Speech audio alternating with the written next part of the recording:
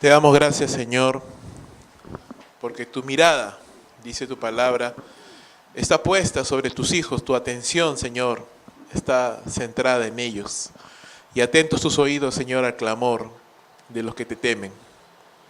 Venimos en esta mañana, Señor, para seguir siendo examinados por esos ojos que todo lo ven, que todo lo saben, que nos miran, Señor, no con una mirada severa, dura, sino con una mirada de amor, de cuidado.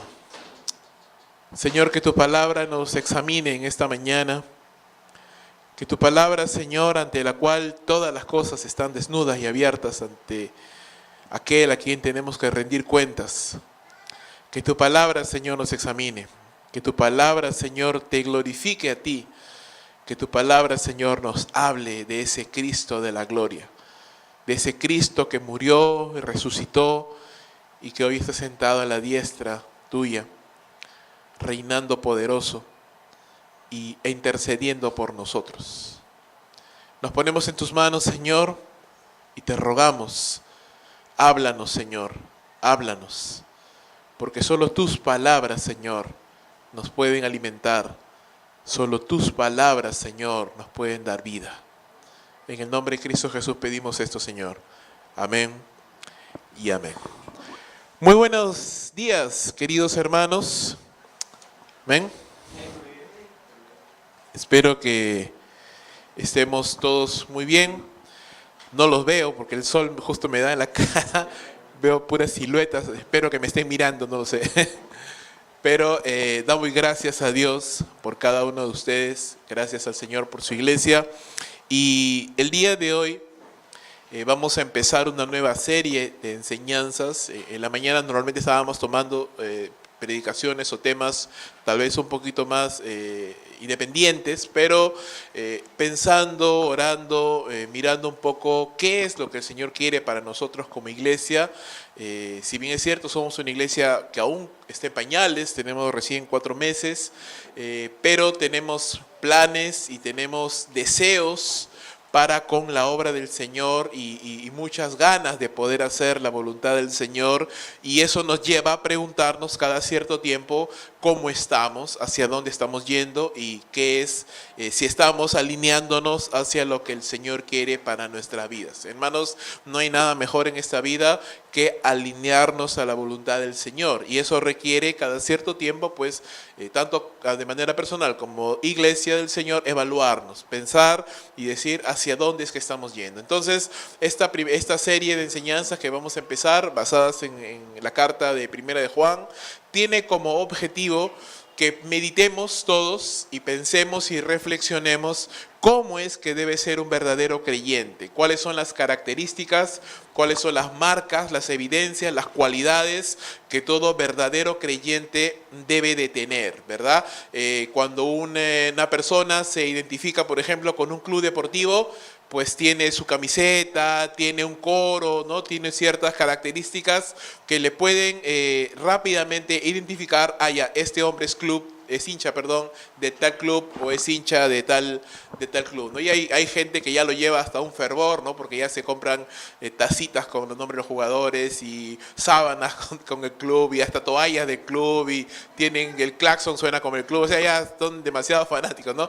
Pero obviamente quieren evidenciar que pertenecen a determinada hinchada, ¿no? Que son hinchas de determinado club. De la misma manera y con mucha mayor relevancia y profundidad es el creyente debe de manifestar ciertas características, tal vez no tanto visibles, aunque algunos lo han llevado a ese extremo de cómo es un verdadero creyente. Nosotros no pensamos tanto en una característica visible como un estilo de ropa o un estilo de música, más bien pensamos en características internas que Dios está obrando en nosotros y que nos identifican o nos deberían identificar claramente como un verdadero creyente en el Señor Jesucristo. Entonces, acompáñame por favor, hermanos, al libro de Primera de Juan, capítulo 1. Primera de Juan, capítulo 1. Y el día de hoy vamos a empezar leyendo desde el verso número 1 hasta el verso número 4. Solamente 4 versos. que son a modo de la introducción a esta carta y nos ayudarán a entender qué es lo que está queriendo hacer. Juan, al momento en que escribe Primera de Juan, Segunda de Juan, Tercera de Juan, ya es un hombre mayor, ya no es el joven que recostaba su pecho que recostaba su cabeza en el pecho del Señor Jesucristo. No, ya el Señor ha partido a los cielos, ya ha pasado mucho tiempo. Normalmente se entiende y se conoce y se acepta que Juan fue el último de los apóstoles en morir, aproximadamente en el 99 después de Cristo. Así que ya han pasado bastantes años desde que el Señor Jesucristo partió a los cielos y que la iglesia cristiana avanzó. Ya Pablo ya también estaba ya llegando a su vejez, o tal vez ya incluso había muerto. No, había muerto ya, porque Pablo falleció más o menos, se entiende, en el 60 y tantos después de Cristo. Así que ya Pablo había muerto, Juan estaba ya en su vejez, y es en su vejez cuando él empieza a escribir estas cartas a modo de instrucción práctica a los creyentes que ya no eran de primera generación, eran de segunda, tercera generación de creyentes que no conocían a los apóstoles, que no habían visto al Señor Jesucristo corporalmente, pero que mantenían la fe que ellos habían predicado. Entonces, así como habían creyentes, pues también habían los enemigos de la iglesia. Desde muy temprano en la iglesia cristiana se levantaron los judaizantes, los gnósticos y diversas sectas y herejes que habían tratado de distorsionar la fe cristiana y de desviar a los creyentes de la verdadera fe. Entonces, Pablo escribe acerca de esto, Santiago también escribe un poco acerca de ello, y en este caso Juan está escribiendo básicamente contra los gnósticos, contra esta secta que intentaba apartar a los creyentes de la fe, y para instruir a los hermanos en lo que Cristo les había enseñado. Ahora, el inicio de esta carta, y vamos a leerlo un poquito, tiene un bastante parecido con el Evangelio de Juan, y dice Primera de Juan capítulo 1 verso 1, lo que era desde el principio, lo que hemos oído, lo que hemos visto con nuestros ojos, lo que hemos contemplado y palparon nuestras manos tocante al verbo de vida, porque la vida fue manifestada y la hemos visto y testificamos y os anunciamos la vida eterna, la cual estaba con el Padre y se nos manifestó. Lo que hemos visto y oído, esto os anunciamos, para que también vosotros tengáis comunión con nosotros, y nuestra comunión verdaderamente es con el Padre y con su Hijo Jesucristo.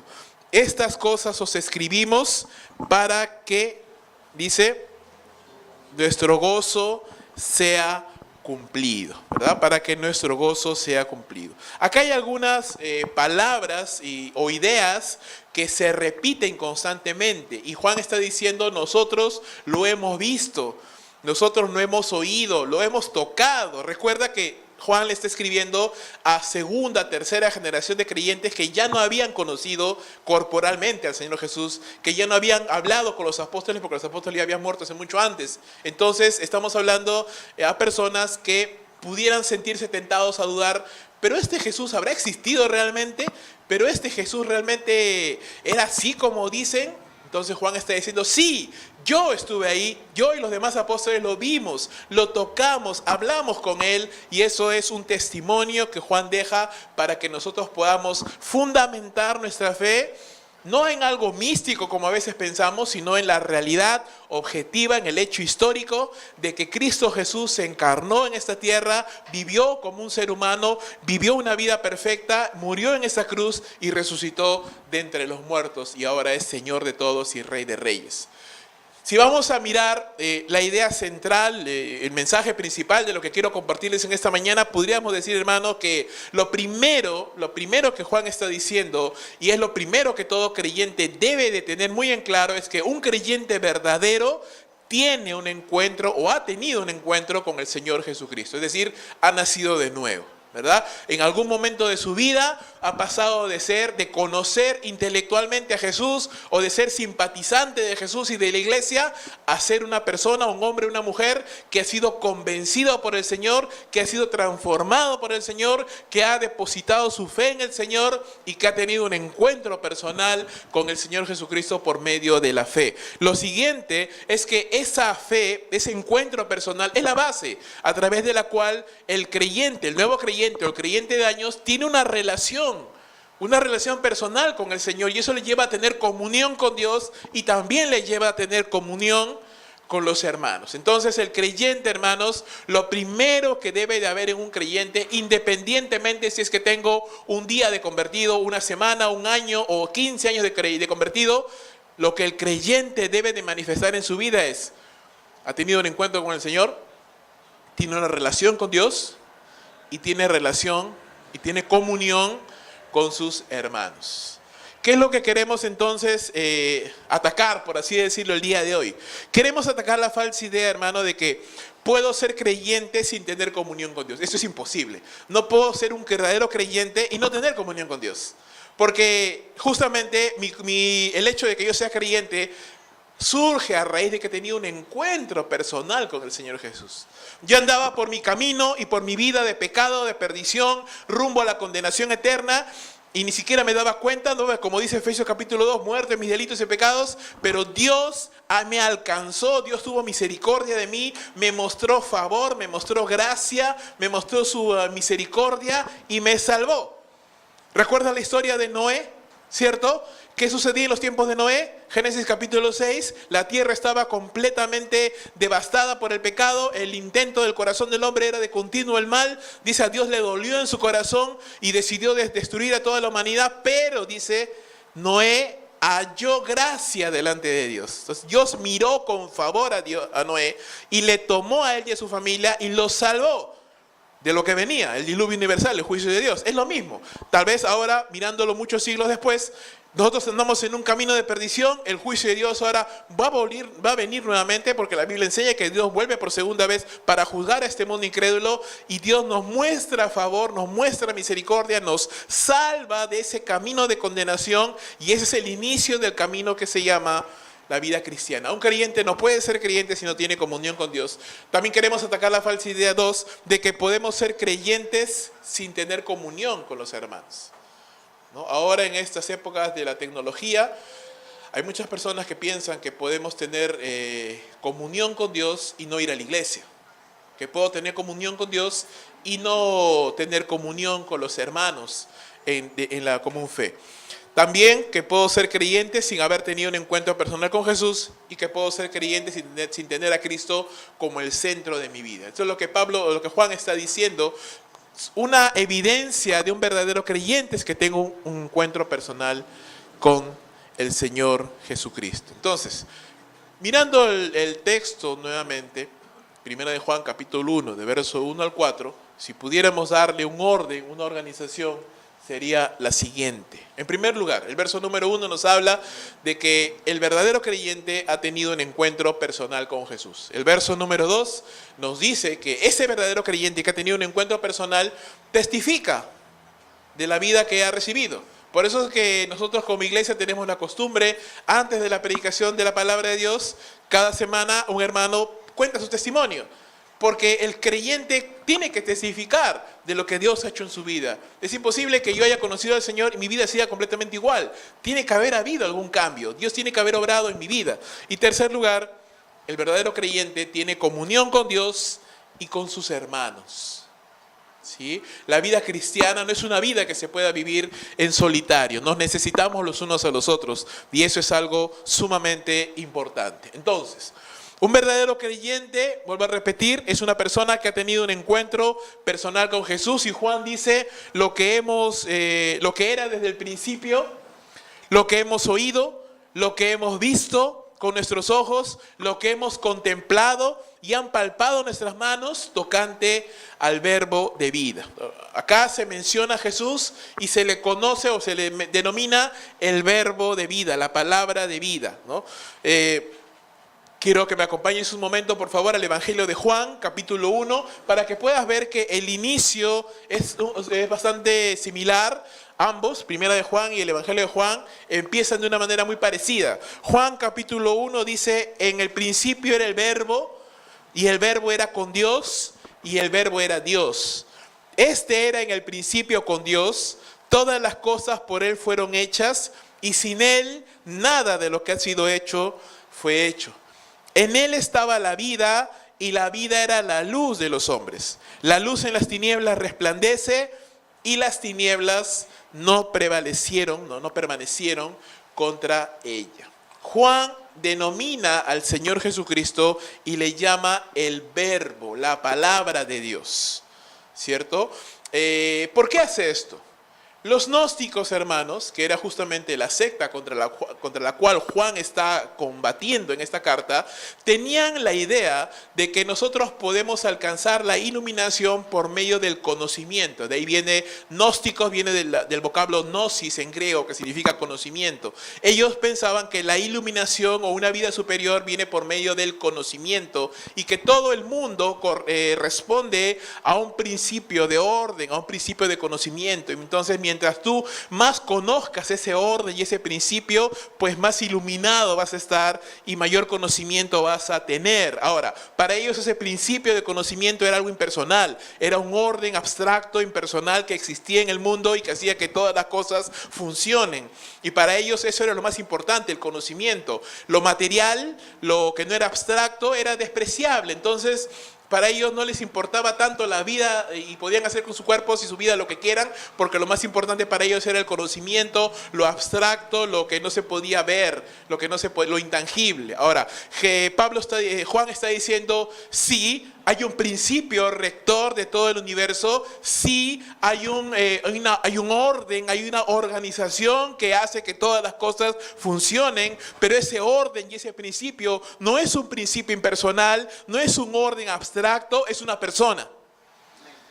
Y le llama el logos. El verbo en griego es logos, el logos de Dios. ¿Y cuál es el logos? ¿Cuál es la palabra? ¿Cuál es el verbo de Dios? Cristo, una persona. Quien hace que todas las cosas funcionen, quien hace que el sol siempre salga y siempre se oculte, que la tierra rote a determinada velocidad y esté inclinada a determinado porcentaje de grados y que haya cierta temperatura y cierta distancia entre los átomos y las moléculas y tanta fuerza y la gravedad tenga tal magnitud. Es una persona. Hebreos dice que Él es el que sustenta todas las cosas con la palabra de su poder. Entonces Juan está diciendo, en el principio era Jesús, el verbo de Dios, la palabra, lo que hace que todo esté ordenado. Y este verbo de Dios, esta palabra es el verbo de vida, dice. Es aquel que no solamente da orden, pero da vida al mundo. Y este verbo no solamente era con Dios, sino este verbo era Dios. ¿Verdad? El Logos es Dios también. Jesucristo es Dios. Es Dios el Hijo que mantiene todo este universo en orden, que mantiene todo el cosmos en una organización y por eso las cosas no salen despedidas y por eso todo está ordenado. Los científicos se vuelven locos porque no terminan de entender cómo funciona este cosmos y hay conceptos que no logran entender y le llaman energía oscura, materia oscura y son cosas que no entienden. Es simplemente, hermanos, el poder del Logos que hace que todo funcione hasta el día de hoy como debe funcionar. Y por su gracia es que estamos aquí, hermanos. Ahora, volviendo a primera de Juan. Juan dice, este Logos, ¿verdad? Este Logos, esta palabra, este principio, este hombre, esta persona que hace que todo funcione, este ser divino, porque es Dios también, dice, nosotros lo hemos oído. Nosotros lo hemos visto con nuestros propios ojos, nosotros lo hemos contemplado y nosotros lo hemos palpado. La gran diferencia de la mayoría de religiones de este mundo es que hablan de una divinidad que se encuentra muy lejos, muy alejada, impersonal, que no tiene ningún tipo de contacto con el ser humano. Juan dice, no es cierto. El Dios que creó todas las cosas no lo creó y lo dejó ahí abandonado a su suerte. No, el Dios que creó todas las cosas las sigue sosteniendo hasta el día de hoy y se hizo incluso carne, se hizo parte, entró en su creación. No se hizo ajeno a su creación, sino que entró en su creación y tuvo comunión con los seres que Él mismo había creado. Imagínate, piénsalo por un instante, los discípulos, seres finitos, seres débiles y falibles como nosotros, personas que, como decía Moisés, a lo más vivimos 70, 80 años tal vez, en los más fuertes, estaban teniendo comunión con aquel que era el autor de la vida, el Dios de todo, los cielos y la tierra. Estaba allí hecho hombre, conversando con ellos. Y Juan dice, nosotros lo hemos oído. No nos pueden negar eso porque lo hemos visto. Y hermano, no hay evidencia más concluyente que esa. Juan dice, no me pueden decir que no porque yo lo he visto. No nos pueden decir que no existe porque nosotros hemos conversado con Él. Hemos caminado con Él, lo hemos tocado. Era un ser humano real, palpable, con el cual se podía conversar y se podía conocer. Ahora, Juan relata 4 formas en las cuales los discípulos tuvieron contacto con Jesús. En primer lugar, lo vieron. ¿Verdad? Lo vieron. Lo oyeron. Oyeron sus enseñanzas, oyeron sus parábolas, oyeron sus explicaciones, sus enseñanzas. Lo contemplaron, lo admiraron. Vieron su gloria, ¿verdad? Juan dice, vimos su gloria, gloria como la del unigénito del Padre, nadie lleno de gracia y de verdad. Este Jesucristo andaba por el mundo haciendo bien a los hombres, mostrando el poder de Dios, enseñando la palabra del Señor, compartiendo, haciendo bien a los necesitados. Lo contemplaron y nuestras propias manos lo tocaron. Lo tocaron en su ministerio, lo tocaron cuando estaban junto con Él, lo tocaron cuando resucitó, ¿recuerdan? Algunas enseñanzas falsas decían, bueno, Cristo murió, pero no resucitó. Ellos dicen, no, nosotros lo tocamos. ¿Recuerdas cuando Jesús resucitó? Él dijo, vengan, mete tu mano a Tomás, que no creía, ¿se acuerdan? El discípulo que no creía, decía, no, si yo no meto mis manos en el agujero, si yo no meto mi dedo en los clavos, no voy a creer, ¿no? Y Jesús se aparece y le dice, Tomás, no seas incrédulo. Ven, mete tus manos y mete tu mano acá en el agujero y no seas incrédulo, sino creyente. ¿Verdad? Jesús resucitó corporalmente. Se le podía tocar, se le podía ver, podían hablar con Él.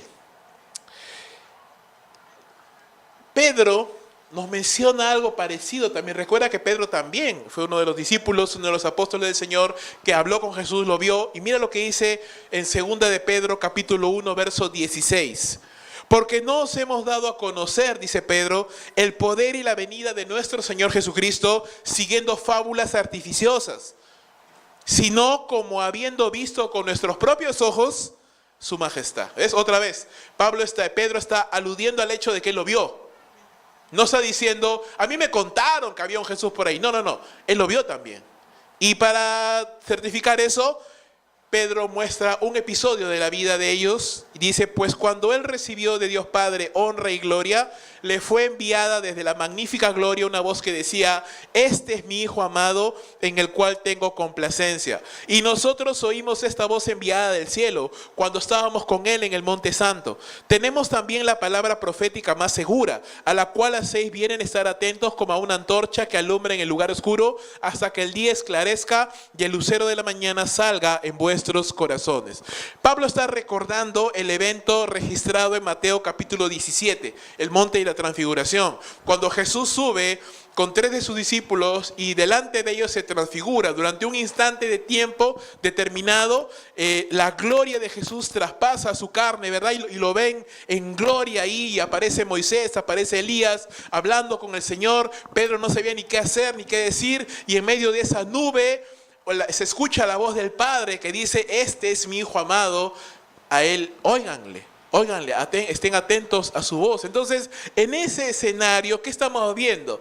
Estamos viendo que el Padre da testimonio de su Hijo. Estamos viendo a los apóstoles dar testimonio porque lo vieron, testimonio del Hijo. Y ahora Pedro añade un tercer testigo. Dice, también tenemos la palabra profética más segura, la palabra de Dios. 3 testigos que nos evidencian la realidad de que el Hijo de Dios se encarnó, se hizo hombre, vivió entre los hombres una vida perfecta, pero siendo Dios todopoderoso. Recuerda y ten siempre presente esto en la mente. Juan dice, lo que hemos visto, lo que hemos oído, lo que hemos contemplado, lo que hemos palpado, el verbo de vida, el logos de Dios, la persona más importante de este universo, aquel que mantiene todas las cosas en su orden y en su lugar, se hizo hombre, vivió entre los hombres, caminó entre los hombres, enseñó a los hombres, sanó a los hombres, tuvo misericordia de los hombres, perdonó los pecados de los hombres, enseñó a los hombres, entrenó hombres y se fue dejando la iglesia del Señor Jesucristo. Entonces, estos discípulos, en este caso Juan, Pedro, pero no solamente ellos, los demás, tuvieron un encuentro personal con el Señor, ¿verdad? Tuvieron un encuentro personal, tuvieron una revelación de quién era Jesús. ¿Recuerdas en ese episodio en los evangelios cuando Jesús les pregunta a sus discípulos, la gente dice tal cosa de mí, pero ustedes ¿quiénes dicen que soy yo? Pedro inmediatamente dice, Señor, tú eres el Mesías, el Cristo, el Hijo del Dios viviente. Y el Señor Jesucristo le dice, bienaventurado eres Simón, hijo de Jonás, porque eso no te lo ha revelado ni carne ni sangre, sino mi Padre que está en los cielos. Producto de esa relación, de ese encuentro que Pedro había tenido con el Señor. Cada persona, cada discípulo tuvo un encuentro personal con Cristo. Y quiero que notes esto, ese encuentro cambió sus vidas. Amén. Cada persona, ahora haciéndolo ya universal esto, cada persona que ha tenido un encuentro personal con el Señor Jesucristo ha cambiado su vida. Quiero mostrarte algunos casos. Pedro mismo, Lucas capítulo 5, verso 5. Respondiendo Simón le dijo, Maestro, toda la noche hemos pescado y nada hemos conseguido, pero en tu palabra echaré la red. Y habiéndolo hecho, dice, encerraron gran cantidad de peces y su red se rompía. Entonces hicieron señas a los compañeros que estaban en la otra barca para que vinieran a ayudarles, y vinieron y llenaron ambas barcas, de manera que se hundían. Viendo esto, Simón Pedro cayó de rodillas ante Jesús y le dijo, apártate de mí, Señor, porque soy hombre pecador.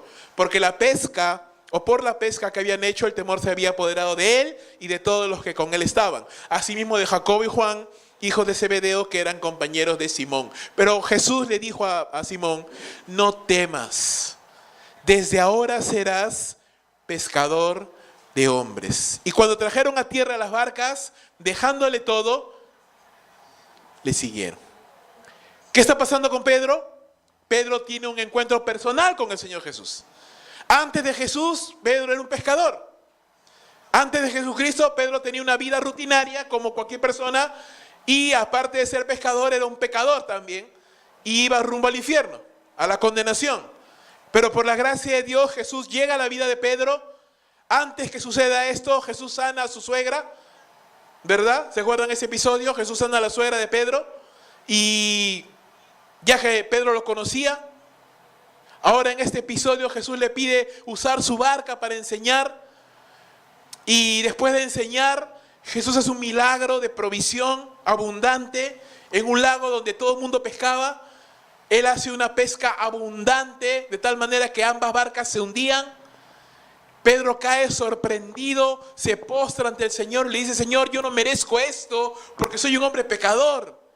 ¿Cómo me haces esto? ¿Cómo me das esta bendición? Y Jesús le dice, no temas, porque no he venido a condenarte, Pedro. He venido a salvarte.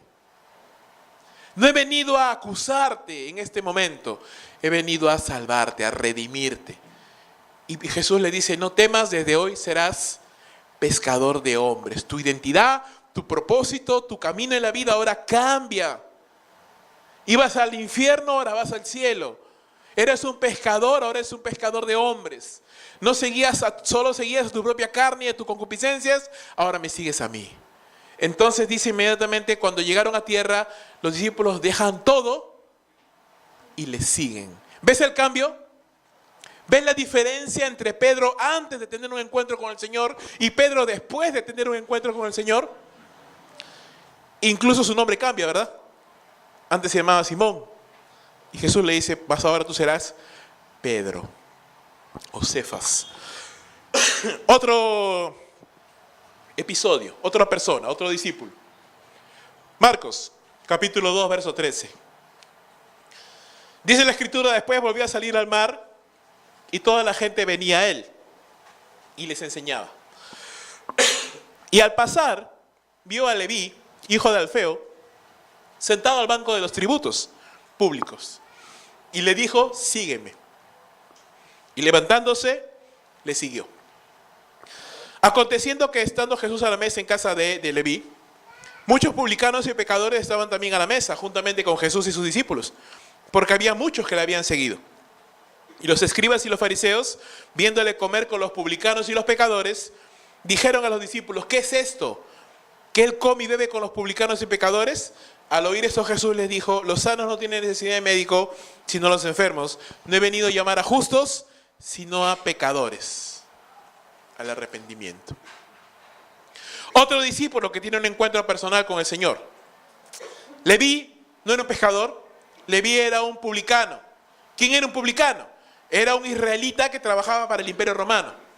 Era un israelita que cobraba impuestos para el Imperio Romano. Así que estaba en el limbo. No estaba de parte de Israel completamente, ni tampoco no era romano tampoco. Estaba entre los dos mundos y era odiado. Era utilizado por Roma y era odiado por sus compatriotas porque los exprimía. Porque normalmente el publicano, ¿qué hacía? Cobraba intereses aparte de los impuestos, porque él ganaba justamente eso. Entonces, normalmente los publicanos eran conocidos por tener vidas inmorales, disolutas, relajadas, económicamente estables, sí, pero viviendo y abusando de la usura de sus compatriotas.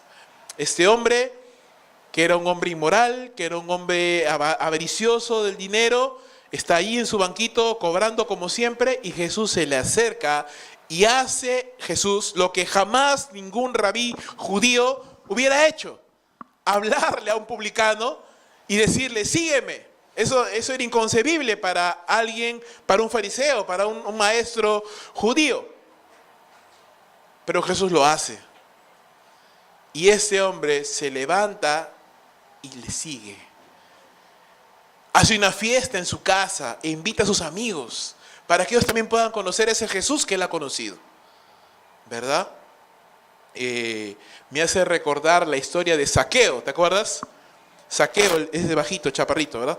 Que también tenía este oficio de publicano. Y él estaba desesperado por conocer a Jesús y se subió a un árbol sicómoro, ¿no? Para poder verlo. Y Jesús le ve y le dice, Zaqueo, baja, ¿no? Porque hoy he de pasar en tu casa. Y Zaqueo, con el gozo de tener a Jesús en su casa, él anuncia que si él había robado algo a alguien, se lo iba a devolver cuadruplicado, ¿verdad? Y Jesús le dice que hoy hay gozo en esa casa porque un alma se ha arrepentido. Entonces, ¿qué estamos mirando en el ejemplo de estos hombres? Un encuentro personal con el Señor Jesús hace una diferencia, hace un cambio. Mateo era alguien diferente antes de conocer a Jesús. Zaqueo era alguien diferente antes de conocer a Jesús. Pedro era alguien diferente antes de conocer a Jesús. Y tú me dirás, tal vez, sí, pero Jesús estaba allí corporalmente, físicamente. Cualquiera que hubiera visto a Jesús físicamente, pues wow, hubiera sido transformado. Quiero mostrarte el ejemplo de un discípulo que no conoció físicamente a Jesús. Un discípulo que no conoció corporalmente a Jesús, sino que él se convirtió al Señor cuando ya Jesús había resucitado y ascendido a los cielos. Hechos capítulo 26, estoy hablando del apóstol Pablo. Pablo está contando su testimonio en este capítulo y él narra cómo es que él conoció al Señor. Y mira lo que dice Hechos capítulo 26, verso 12. Ocupado en esto, dice Pablo, iba yo a Damasco con poderes y en comisión de los principales sacerdotes, cuando a mediodía, oh rey, yendo por el camino, vi una luz del cielo que sobrepasaba el resplandor del sol, la cual me rodeó a mí y a los que iban conmigo. Y habiendo caído, dice, todos nosotros en tierra, oí una voz que me hablaba y decía en lengua hebrea, Saulo, Saulo, ¿por qué me persigues? Dura cosa te es dar cosas contra el aguijón. Yo entonces dije, ¿quién eres, Señor? Y el Señor le dijo, yo soy Jesús a quien tú persigues. Pero levántate, dice, y ponte sobre tus pies, porque para esto he aparecido a ti, para ponerte por ministro y testigo de las cosas que has visto y de aquellas en que me apareceré a ti, librándote de tu pueblo y de los gentiles a quienes ahora te envío, para que abras sus ojos, para que se conviertan de las tinieblas a la luz y de la potestad de Satanás a Dios, para que reciban por la fe que es en mí perdón de pecados y herencia entre los santificados. Pero para que Saulo pudiera hacer eso, él tenía primero que haber conocido al Señor, ¿verdad? Para que Saulo pudiera mostrar la luz a las personas que están en la oscuridad, él tenía primero que salir de la oscuridad. Y cuando él tiene este encuentro con el Señor camino de Damasco, Saulo es transformado. Saulo es transformado.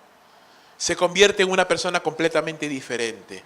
Hasta antes del camino de Damasco era un hombre inflexible, duro, religioso, sí, el legalista, frío, ¿verdad? En sus convicciones y capaz incluso de llegar hasta dar su consentimiento al asesinato de hombres inocentes. Pero después del camino de Damasco vemos un hombre que es tocado por Dios, que es transformado por Dios y empieza a convertirse en aquello que Dios quiere que se sea. Cuando Pablo cuenta su testimonio en Hechos 26, ya han pasado varios años, Pablo ya está presentando su defensa, ya está rumbo a Roma, ya han pasado sus 3 primeros viajes misioneros, ya Pablo no es un jovencito, no es el joven que estaba allí a los pies de las ropas de Esteban dando aprobación a su muerte, ya no, ya es un hombre en su adultez mayor, ya rumbo a la vejez, un hombre que ha experimentado, un hombre que ha vivido el camino del evangelio, que ha sufrido por causa de Cristo y que mirando hacia atrás puede ver en retrospectiva cómo Dios te cambia la vida, hermano. Yo estoy seguro que todas las personas que pasan por aquí a dar su testimonio, en el momento que están preparando su testimonio y están preparando las cosas que van a decir, es inevitable mirar en retrospectiva hacia atrás y ver, wow, todo lo que Dios ha hecho en mi vida. Todas las cosas que he pasado. Tal vez 5 años atrás, tal vez 10 años atrás, tal vez 5 años o 2 años atrás o 15 años atrás. No lo sé, pero hermanos, Dios ha hecho algo en tu vida. Amén. Espero que así sea. Espero que cada vez que tú te presentas o la oportunidad que tienes de testificar a alguien o de pensar en lo que Dios ha hecho en tu vida puedas asombrarte y decir, Señor, gracias. Porque yo no fui perfecto. Tal vez mirando hacia atrás digo, no tomé tantas buenas decisiones, algunas cosas me equivoqué. Pero por sobre eso, tu fidelidad es grande. Lo hemos cantado hace un momento, ¿verdad? Tu fidelidad es majestuosa, es increíble. Me has ayudado, me has sostenido, me has guardado. De eso estamos hablando, hermanos. Un encuentro personal con el Señor Jesucristo. ¿Y cómo tengo un encuentro personal con Cristo? Un encuentro personal con Cristo lo tengo por medio de la fe. Y un encuentro personal con Cristo lo tengo con la palabra de Cristo. Nosotros ya no tenemos al Señor Jesús corporalmente. ¿Pero qué tenemos? Y eso es justamente lo que Juan está diciendo. Nosotros lo hemos tocado, nosotros lo hemos palpado, nosotros lo hemos oído. Ustedes no han tenido ese beneficio, pero para que crean y su fe esté fundamentada en algo objetivo y real, yo les testifico lo que hemos visto, lo que hemos oído, lo dejo registrado en la palabra inspirada de Dios para que las futuras generaciones de hombres y mujeres que no conocieron a Jesús corporalmente, que no viven en Israel, que no conocieron a los 12 apóstoles, puedan fundamentar su fe en algo sólido. Lo que Pedro dice, la palabra profética más segura, a la cual hacemos bien, dicen, estar anclados ahí, porque es el ancla que necesitamos para tener verdadera fe. En un encuentro personal, entonces, hermano, yo lo voy a tener con el Señor cuando tengo un encuentro con su palabra. Esa es la palabra profética más segura. Hay personas que dicen, vamos a tener un encuentro con Dios y buscan de repente una experiencia, una experiencia mística o sentir algo, pero Pedro mismo está diciendo, lo más seguro es la palabra de Dios. Lo más seguro es la palabra de Dios. ¿Por qué? Jesús dijo en Juan capítulo 5, verso 39, escudriñen las Escrituras, porque a ustedes les parece que en ellas tienen la vida eterna, y ellas son las que dan testimonio de mí. Lo que los apóstoles vieron, palparon, tocaron, ¿qué es? Lo que los profetas del Antiguo Testamento anunciaron.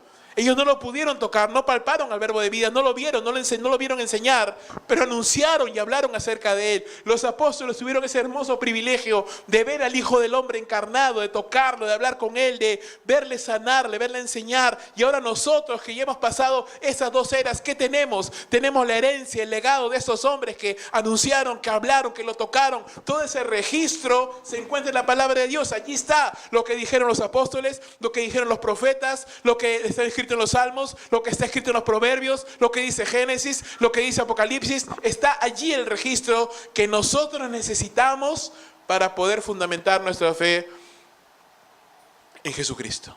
La palabra de Dios. Porque toda ella habla de Jesús. Toda la palabra nos habla de Él. Él es el Cordero que fue provisto para la salvación de la humanidad.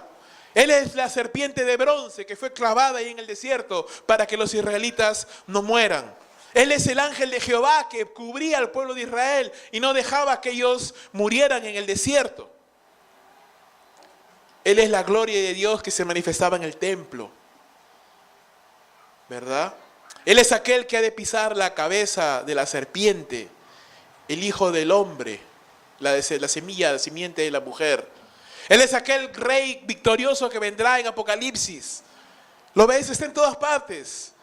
Está en todos los lugares. Él es el pariente redentor, que es mejor que vos, porque no solo salvó a Ruth y a Noemí, sino que salva a toda la humanidad. Él es Jesucristo, el Hijo de Dios, al cual te invitamos en esta mañana a que lo conozcas y tengas un encuentro personal con Él por medio de su palabra. Juan dijo, nosotros lo hemos visto, nosotros lo hemos oído y hemos hablado. Y por ello, un creyente que ha tenido un encuentro personal con Jesús, testifica. No puede callar, tiene que hablar lo que ha visto y lo que ha oído. Tiene que decir a las personas, yo antes estaba perdido, era un ciego miserable y fui hallado. Como dice el Salmo, este himno maravilloso. Yo era miserable pecador. Fui ciego, mas ahora veo. Estaba perdido, mas ahora he sido hallado. Maravillosa, sublime gracia se me ha mostrado. ¿Verdad?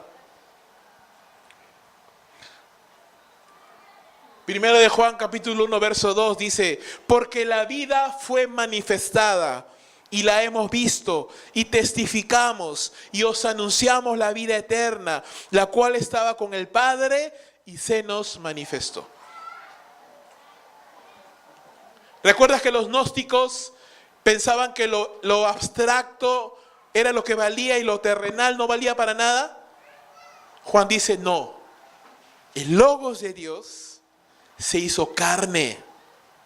El Logos de Dios no se quedó en el terreno de lo que el hombre no puede alcanzar. Como el hombre no puede llegar a Dios, porque ni quiere hacerlo, por su condición de pecador y de estar perdido espiritualmente, Dios alcanza al hombre. Dios condesciende con la humanidad, se encarna en un ser humano de carne y hueso y viene a esta tierra. Dice, Cristo, la vida, el verbo de vida, el Logos de Dios, se manifestó, apareció, se hizo hombre, se hizo evidente a la humanidad, dio un testimonio que nadie puede negar. Dice la Escritura que los cielos cuentan la gloria de Dios y el firmamento anuncia las obras de sus manos. Pero Pablo nos dice en Romanos que las obras y la creación de Dios nos hablan de la eternidad de Dios, nos hablan de su poder, de su deidad, pero hay una revelación superior a eso incluso, que nos habla del carácter de Dios, de la bondad de Dios, del amor de Dios. Y eso nos lo dice el autor del libro de los Hebreos, cuando nos dice que en estos postreros tiempos Dios nos ha hablado por medio de su Hijo.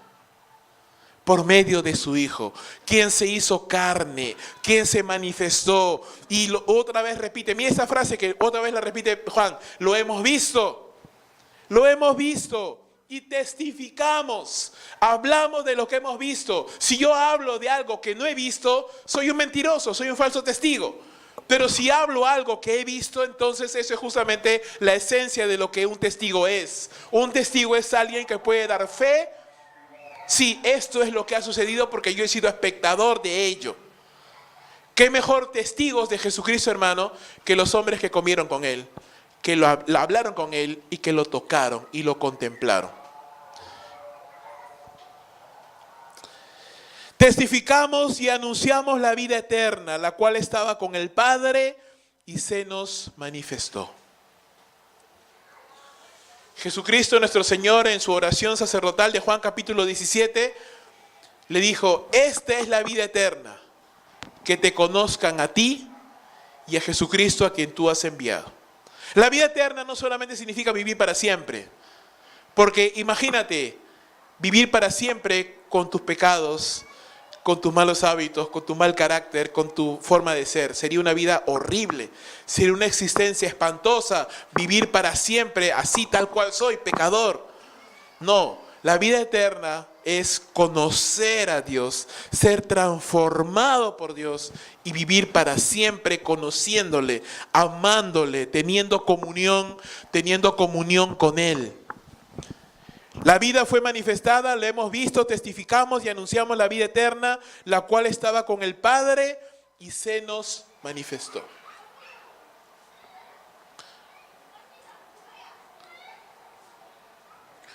Quiero que me acompañes, por favor, a Hechos, capítulo 4, verso 13, para que veas un momento a dos discípulos del Señor que han tenido un encuentro personal con el Señor, hablar y testificar de lo que han visto.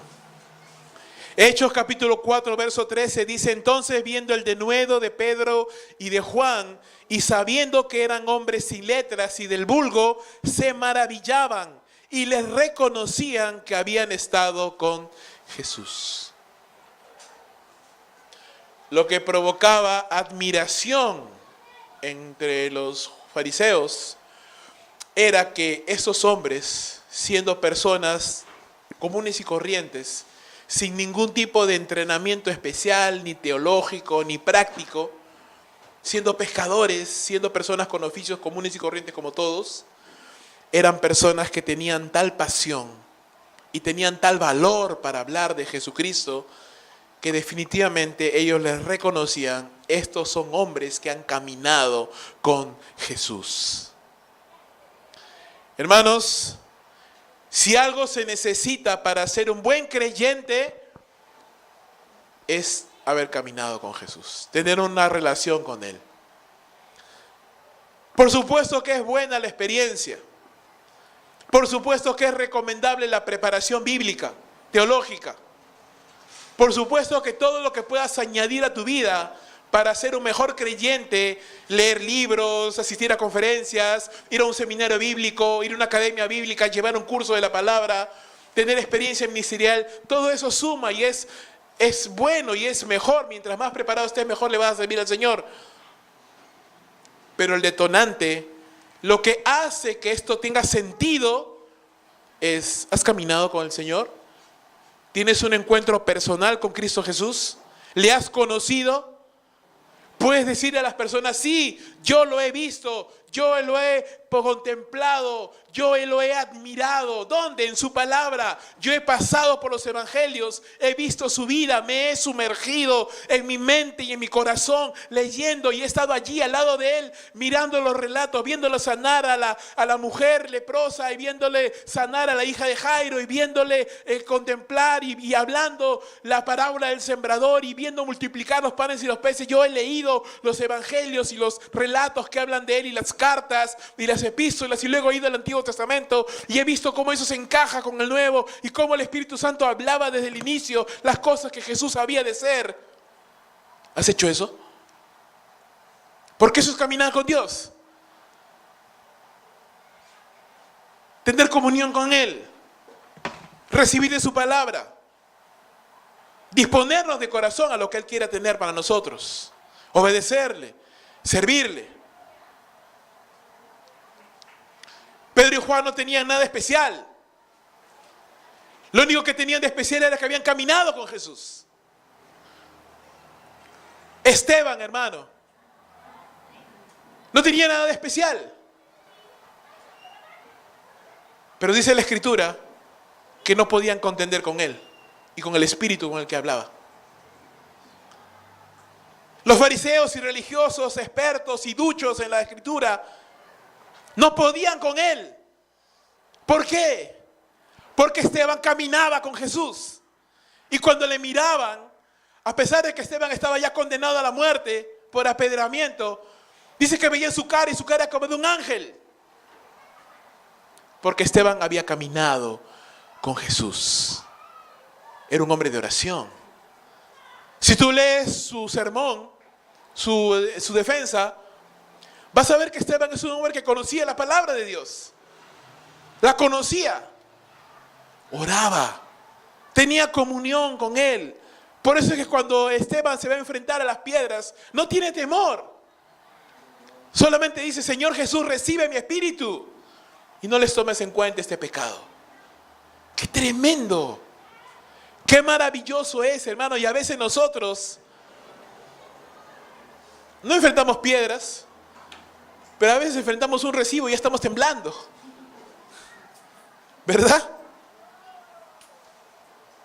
Ya nos falta algo de platita y ya estamos. Un poco más y nos volvemos satanistas. Vamos al otro extremo.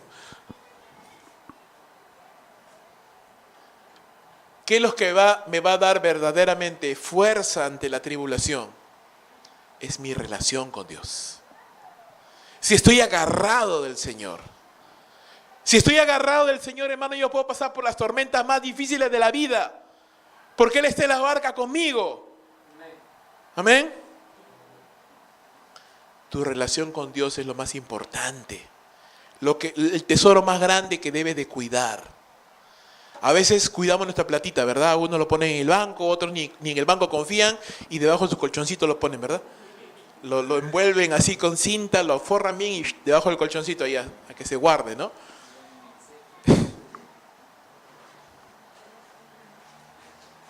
A los carros le ponemos alarmas, seguros, trabagas, inmovilizador, un poco más y le ponemos candado, un poco más nos abrazamos al carro y dormimos ahí abrazados. Pero si algo tienes que cuidar, es tu relación con Dios. Si algo tienes que cuidar, que proteger, que valorar como lo más importante en tu vida, es tu comunión con Dios. El que tiene una comunión con Dios puede testificar. Mira lo que dice, continuando el relato, Hechos capítulo 4, verso 18. Llamándoles, estos hombres, como no pueden convencerlos, porque no puedes distraer a un hombre que está enfocado en Dios, no lo puedes distraer, no lo puedes desenfocar, no lo puedes tratar de convencer de lo contrario porque está convencido de lo que ha creído. Entonces, ¿qué intentan hacerlo? Atemorizarlos. Y si Satanás, hermano, no puede distraerte, va a intentar atemorizarte. Va a intentar hacerte pensar, no, si tú vas demasiado a la iglesia, vas a perder tu trabajo. No, si tú sirves al Señor, te vas a perder lo bueno de la vida.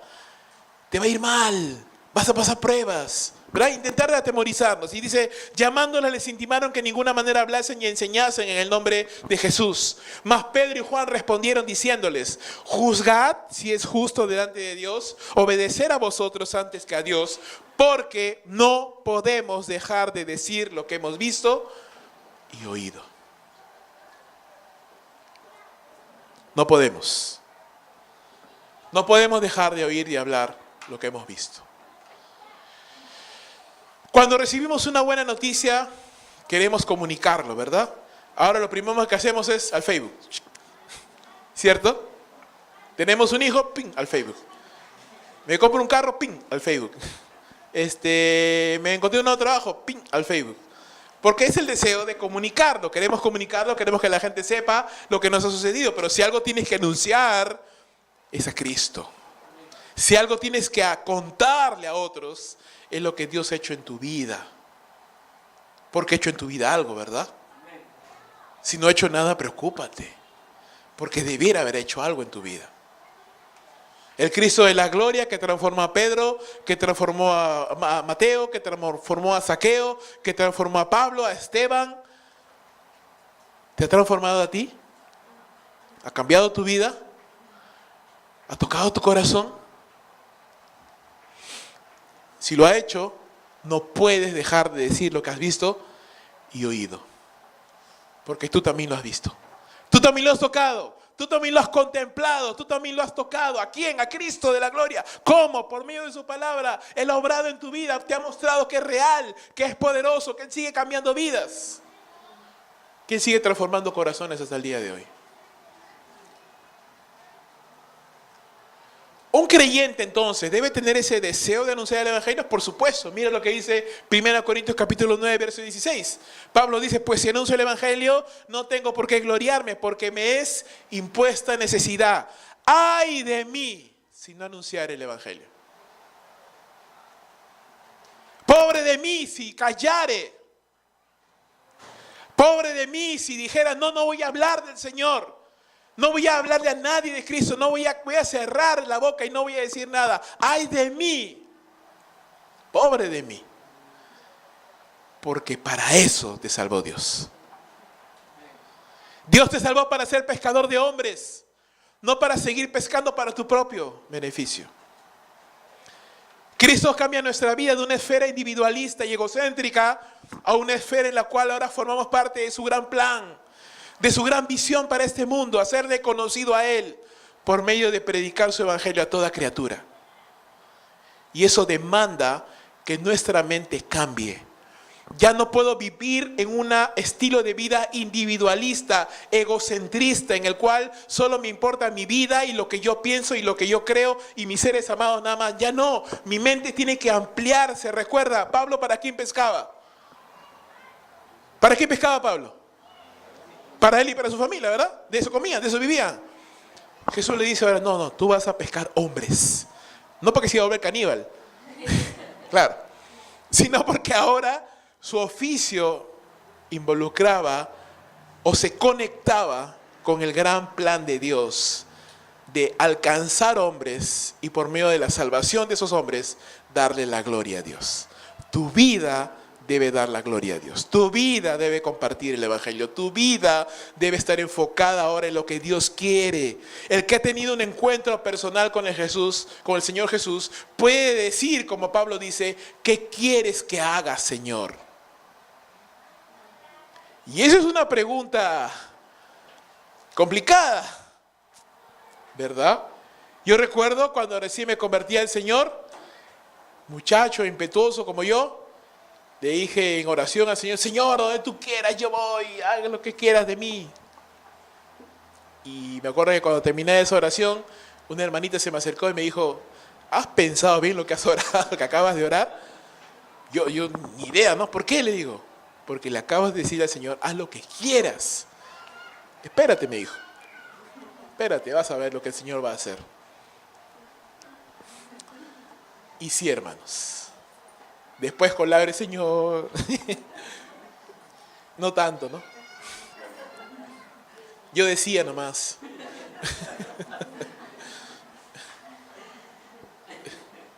No, era un decir, hermano.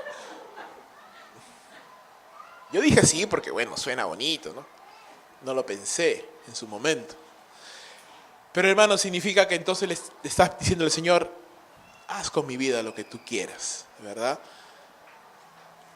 No porque Dios no lo pueda hacer igual, Dios es soberano, hermano, Dios lo puede hacer igual, quieras o no, Él lo puede hacer igual, Él es soberano. Pero Él desea la disposición de nuestro corazón. Y un verdadero creyente que ha tenido un encuentro personal con el Señor, lo va a hacer.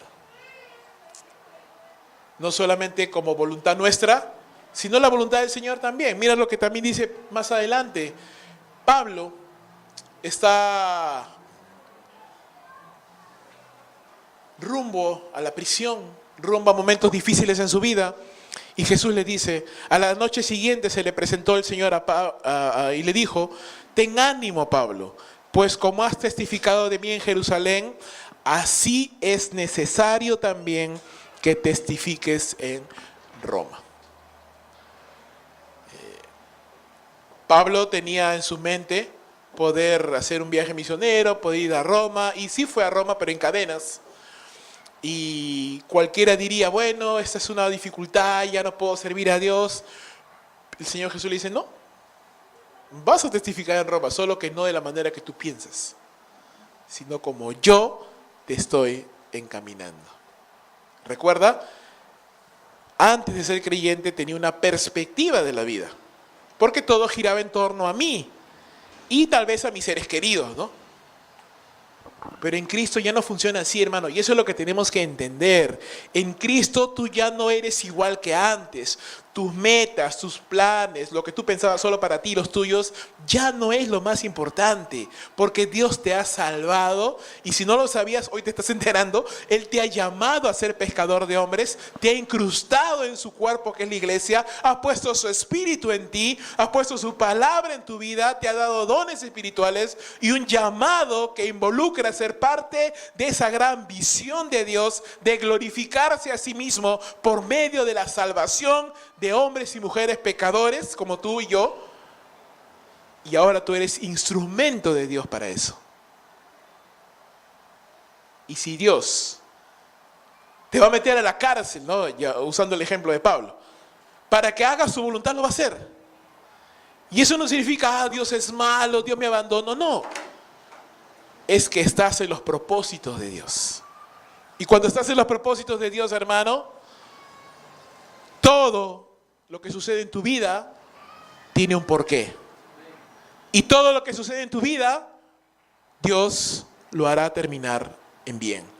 Porque recuerda, Dios siempre ayuda a los que le aman, ¿verdad? A los que confían en Él, a los que esperan en Él. Entonces, ¿qué te estoy animando en esta mañana?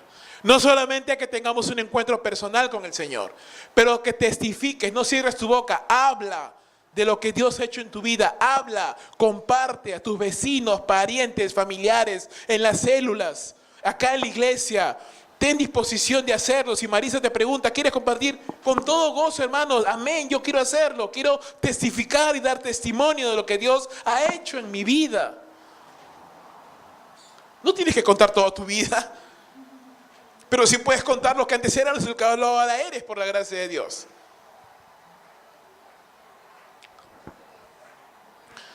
Y lo tercero que quiero animarte es lo que Juan dice, que un verdadero creyente tiene comunión con Dios y con sus hermanos. Primera de Juan, capítulo 1, verso 3. Otra vez, lo que hemos visto, lo que hemos oído, eso os anunciamos, para que también vosotros tengáis comunión con nosotros. Y nuestra comunión verdaderamente es con el Padre y con su Hijo Jesucristo. Estas cosas os escribimos para que vuestro gozo sea cumplido.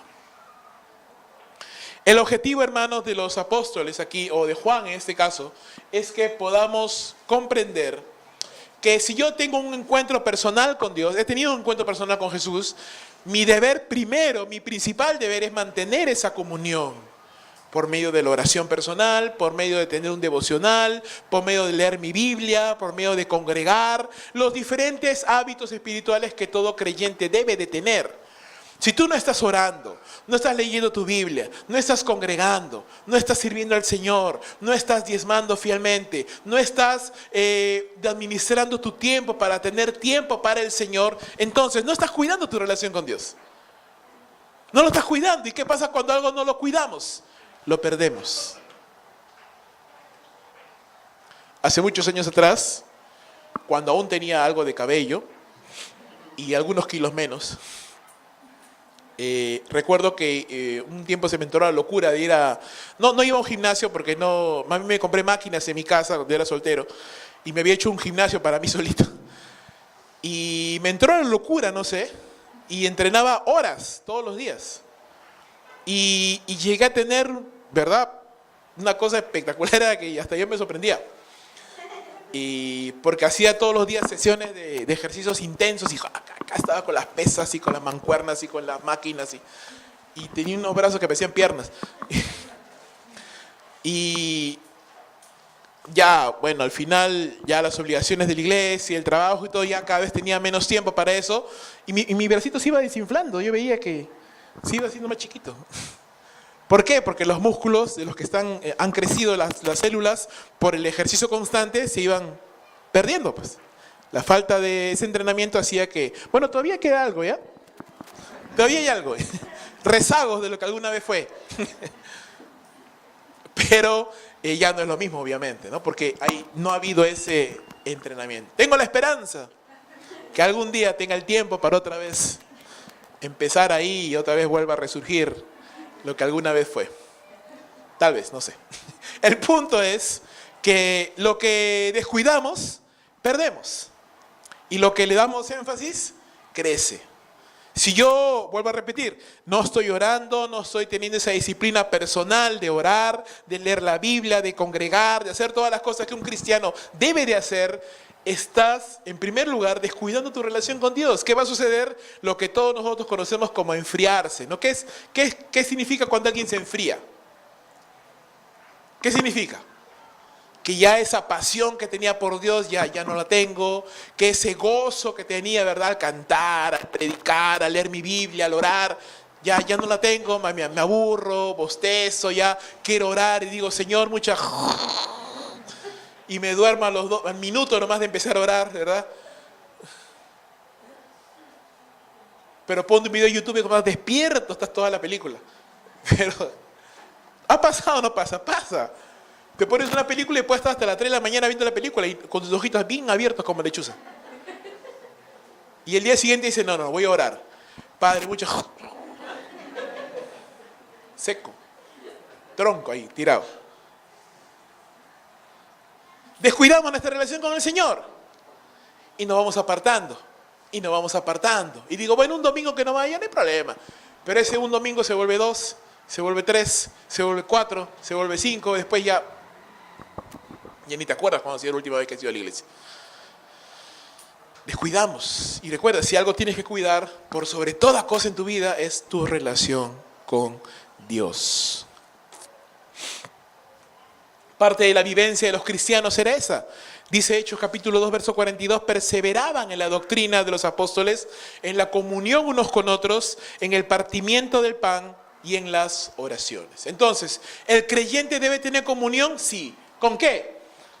Comunión experimentada por cada uno con Dios, comunión con el Padre por la fe en Jesús, comunión con Jesús por nuestra fe en Él, comunión con nuestros hermanos en la fe y comunión que produce gozo. Cuando yo tengo comunión con Dios, hermanos, y tengo comunión con mis hermanos, yo estoy feliz. Yo puedo estar adolorido, puedo estar preocupado, puedo estar estresado, pero vengo el domingo y de pronto mi cara, porque estoy entre los hermanos y me siento bien y escucho su palabra y le canto al Señor y me siento feliz. No sé si te ha pasado, pero debería pasarte. Porque la comunión con el Señor y con nuestros hermanos nos da gozo. Recuerda lo que dice el Salmo, cuán delicioso es habitar los hermanos juntos en armonía. ¿Verdad? Hay gozo. En medio de este mundo, hermano, de preocupación y de problemas y de tráfico y de estrés y de inseguridad y de tanta cosa que hay ahora en este mundo, hermanos, la iglesia es ese lugar precioso donde podemos compartir con personas que piensan igual que nosotros, que sirven igual, que aman a Dios y que le cantan. Es precioso tener esos tiempos y cuando nos separamos, nos distanciamos de eso, pues no hay gozo, pues hermano, no hay gozo. Porque por eso yo en mi casa no tengo televisión, tengo televisión, pero no tengo señal, no tengo señal, ni cable, ni nada, porque yo prendía la televisión y ¿qué es lo primero que veías?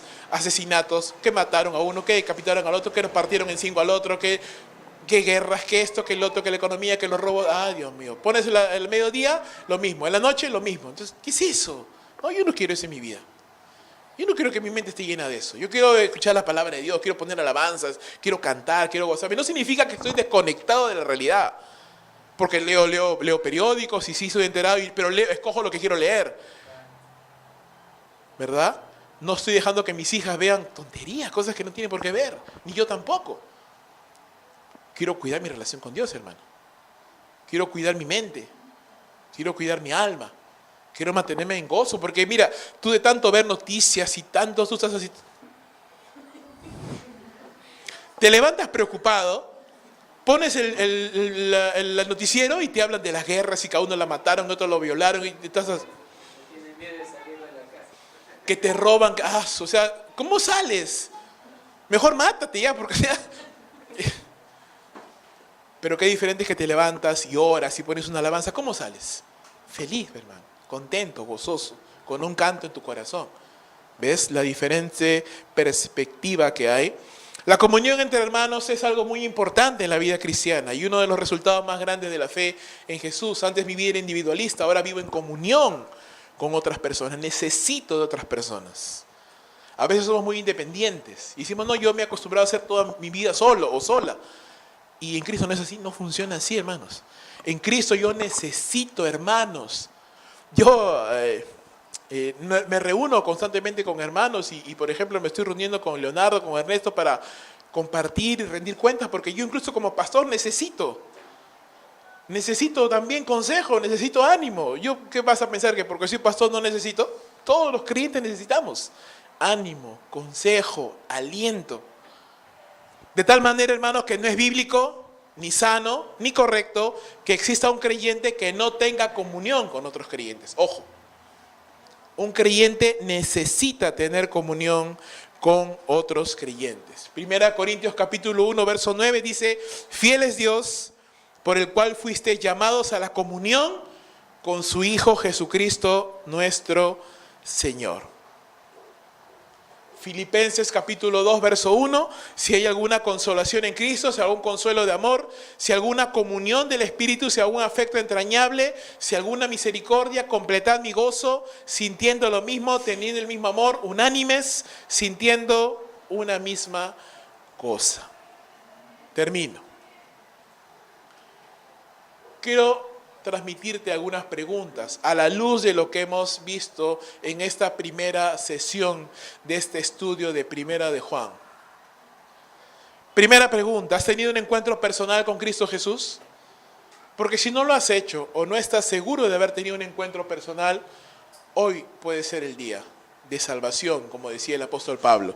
Hoy puedes poner tu esperanza en aquel Cristo que, siendo Dios, se hizo hombre, como hemos dicho a lo largo de este sermón, se hizo hombre, se manifestó y hombres lo vieron, hombres lo tocaron, hombres lo escucharon y hoy tú lo puedes escuchar, tú lo puedes ver por medio de su palabra y te llama al arrepentimiento y a la salvación. Jesús te dice, yo soy el camino, la verdad y la vida, nadie viene al Padre si no es a través de mí. Él es el verbo de vida, Él es el verbo que da vida, Él es la palabra de Dios que da vida a este mundo y que te sostiene. Y por Él, tu corazón late el día de hoy, por Él, tus neuronas siguen funcionando, por Él, cada átomo de tu cuerpo no sale disparado y te desintegras cual un fenómeno, sino permaneces unido por la gracia del Señor. Si has tenido un encuentro personal con Jesús, puedes dar testimonio de que Cristo cambió tu vida. Puedes identificar claramente lo que eras antes de ser cristiano y lo que ahora eres en Cristo Jesús. No estoy diciendo que eres un modelo terminado ni perfecto, pero vas en camino a esa perfección y Dios ha obrado en tu vida de alguna manera. Algo ha cambiado en tu vida.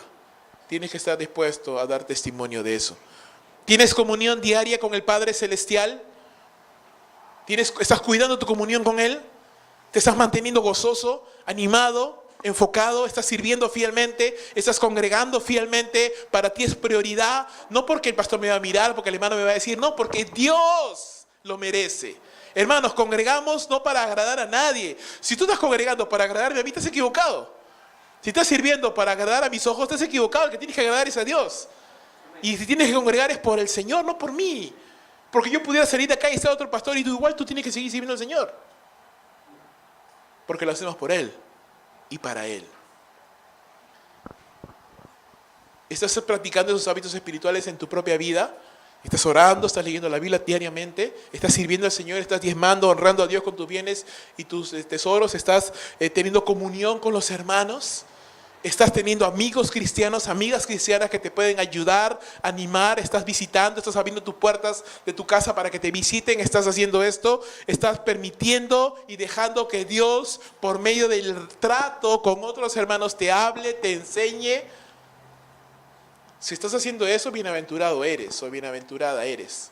Pero si no lo estás haciendo, entonces déjame animarte a que esta mañana puedas empezar a fortalecer las áreas que te van a identificar como un verdadero creyente. Porque de lo contrario seríamos como un hincha de la U, un club de acá de Perú, que no tiene nada de la U, ¿verdad?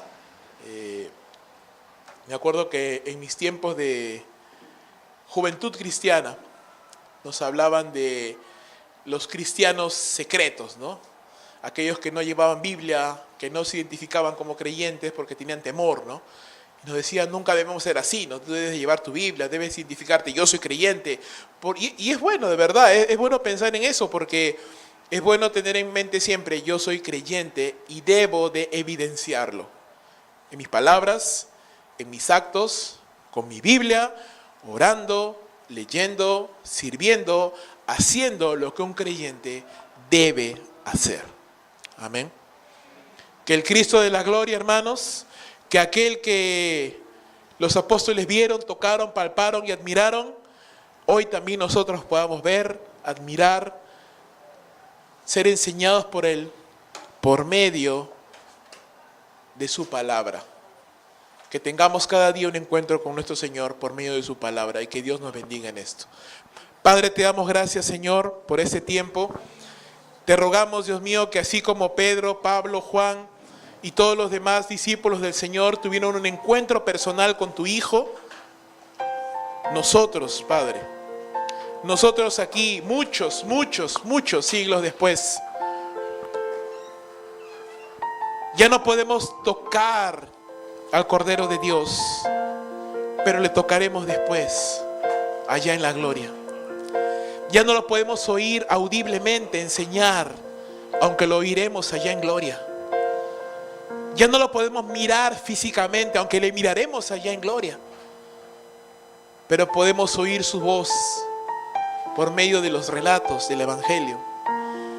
Podemos oír, verle sanar, verle hacer milagros, verle obedecer a Dios en las páginas de la Escritura. Podemos contemplar las maravillas del Señor estudiando su palabra. Y podemos tener comunión diariamente con Él por medio de la oración, por medio del servicio, por medio de la comunión con mis demás hermanos, porque ellos me hablan de ti, me animan a conocerte y me fortalecen en el caminar cristiano. Padre, perdóname si no he estado cuidando mi relación contigo y he cuidado mis ahorros, mi carro, mi casa, mis hijos, más de lo que he cuidado mi relación contigo. Perdóname, Señor, por eso y ayúdame a partir de hoy a darle valor a lo más importante que yo tengo, Señor, mi relación contigo. Porque, Señor, un carro va y viene, los bienes se van, son temporales. Aún los hijos, Señor, un día se irán de casa. El físico aún se irá, la vida se irá. Pero mi comunión contigo es eterna, Señor, y para siempre. Ayúdanos, Señor. Lo que hemos visto, lo que hemos oído, lo que nuestras manos han tocado, lo que nuestros corazones han experimentado, abre nuestros labios para poder hablarle a otros lo que tú has hecho, Señor, con nosotros. Y que esta iglesia sea una iglesia conocida por tener una comunión, un encuentro personal diario con el Señor y tener ese ánimo de siempre estar compartiendo el Evangelio y de siempre tener comunión los unos con los otros, como hermanos, como amigos, como familia de Dios. Gracias, mi Padre. Gracias, mi Señor. Salva, Señor, restaura, conforta, edifica y exhorta a cada uno conforme lo que tu Santo Espíritu, Señor, quiere hacer. Nos ponemos en tus manos y te damos las gracias en el nombre del Señor Jesucristo. Amén y amén.